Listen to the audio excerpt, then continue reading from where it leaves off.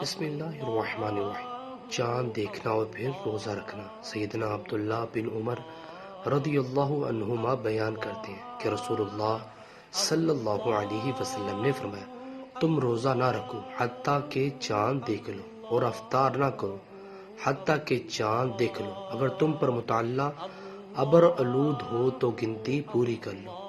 سیدنا ابو ہریرہ رضی اللہ عنہ بیان کرتے ہیں کہ رسول اللہ صلی اللہ علیہ وسلم نے فرمایا، چاند دیکھ کر روزہ رکھو اور اسے دیکھ کر افطار کرو، اور اگر تم پر مطلع ابر آلود ہو تو شعبان کی گنتی کے 30 دن پورے کر لو۔ حوالہ موجود ہے۔ ویورز، اللہ تعالیٰ سے دعا ہے اللہ تعالیٰ میں بھی اس احادیث پر عمل کرنے کی توفیق عطا فرمائے اور اپنی زندگی کو اسلام کے مطابق بسر کرنے کی بھی توفیق عطا فرمائے۔ ویڈیو کو شیئر کریں۔